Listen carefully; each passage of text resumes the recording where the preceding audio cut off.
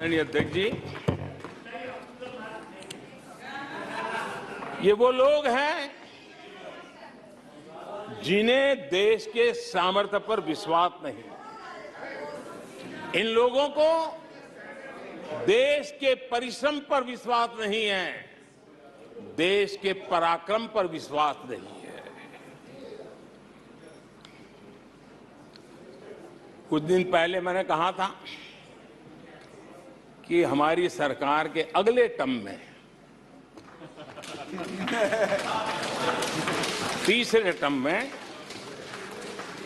भारत दुनिया की तीसरी टॉप अर्थव्यवस्था बनेगा।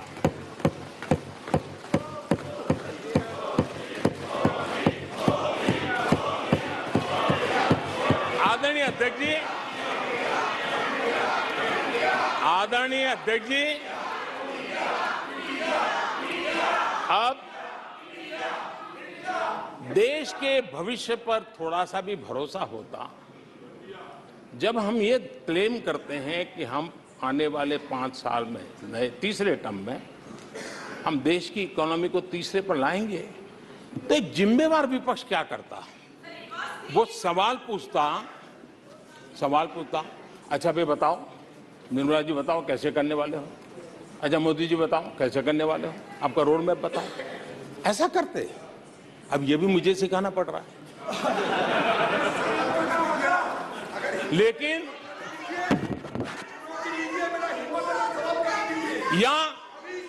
या वो कुछ सुझाव दे सकते थे,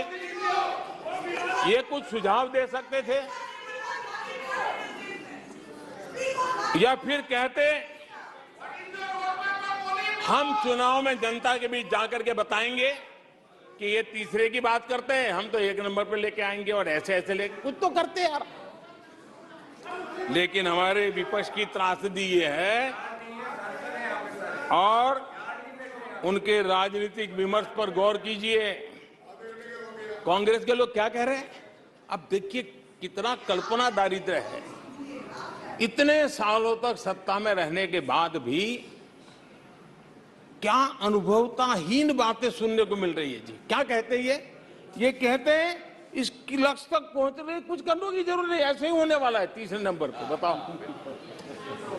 मुझे लगता है कि इसी सोच के कारण वो सोते रहे इतने सालों तक, तो अपने आप होने वाला है। वो कहते हैं बिना कुछ किए तीसरे पहुंच जाएंगे, और कांग्रेस की माने अगर सब कुछ अपने आप ही हो जाने वाला है, इसका मतलब है कांग्रेस के पास न नीति है, न नियत है, न विजन है, न वैश्विक अर्थव्यवस्था की समझ है, और न ही भारत के अर्थ जगत के ताकत का पता है।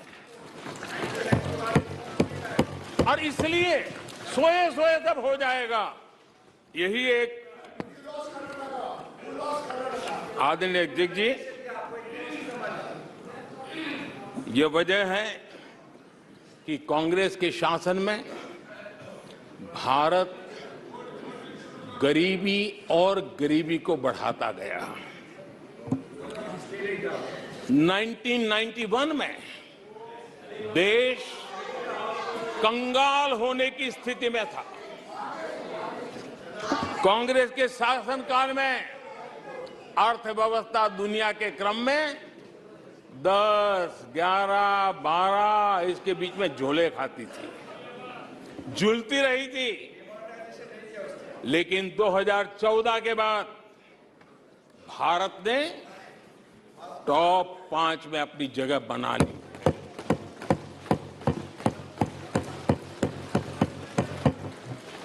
कांग्रेस के लोगों को लगता होगा कि ये कोई जादू से लकड़ी से हुआ है, लेकिन मैं आज सदन को बताना चाहता हूं माननीय अध्यक्ष, रिफॉर्म, परफॉर्म एंड ट्रांसफॉर्म एक निश्चित आयोजन, प्लानिंग और कठोर परिश्रम की पराकाष्ठा, और इसी की वजह से आज देश इस मुकाम पर पहुंचा है और ये प्लानिंग और परिश्रम की निरंतरता बनी रहेगी। आवश्यकता अनुसार उसमें नए रिफॉर्म होंगे और परफॉर्मेंस के लिए पूरी तरह ताकत को लगाया जाएगा और परिणाम ये होगी कि हम तीसरे नंबर पर पहुंच के रहेंगे। आदरणीय अध्यक्ष जी, देश का विश्वास मैं शब्दों में भी प्रकट करना चाहता हूं और देश का विश्वास है कि 2028 में आप जब अविश्वास प्रस्ताव लेके आएंगे तब ये देश पहले 3 में होगा। ये देश का विश्वास है।